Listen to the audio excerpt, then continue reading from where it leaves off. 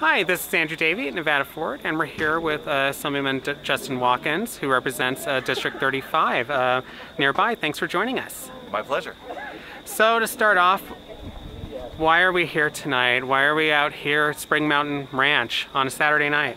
You know, this is our first, the inaugural Public Lands Day that was created by a bill, SB 413, Senator Nicole Canizaro's bill, which I was a co-sponsor of as well, which created Public Lands Day in the state of Nevada, which encourages all the citizens of the state to get out and to celebrate the wonderful public lands we have in Nevada.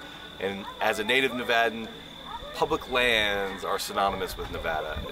Without access to the public lands that we have in Nevada, which no other state really has in the United States, I think we just lose out on our history, and to promote that on to some people that may be recent transplants or the younger generation. I've got two young daughters that are growing up here, and let them know that this is something to be celebrated and experienced, I think is an important day.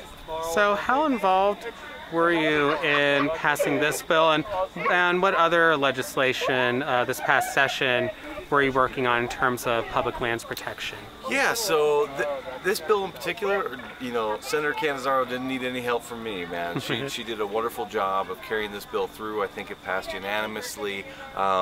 Assemblyman Steve Yeager passed the Kids in Parks bill, which is a wonderful bill, AB 385.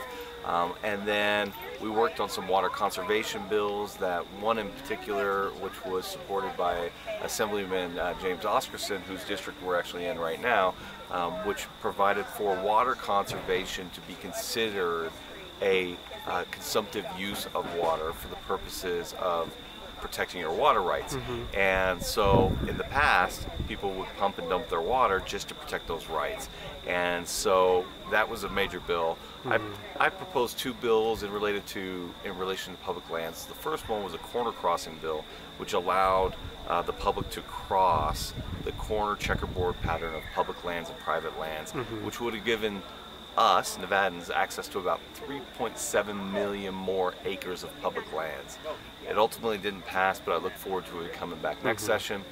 And then also I presented a bill to ban hydraulic fracturing in the state, which is done 99% on public lands, BLM land, and so we sought to prevent that. Ultimately that didn't pass either, but there are other sessions to happen. Yeah, but with quite a few of the bills that did pass and become law,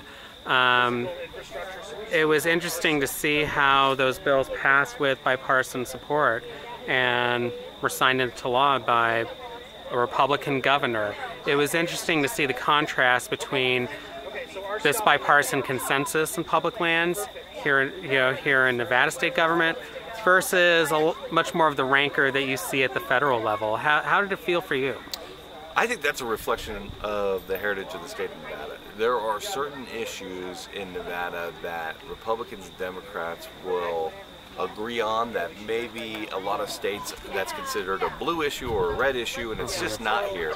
For instance, you know, use of public lands, outdoors activities, hiking, hunting, fishing, camping, you know, the legal use of firearms for those same activities.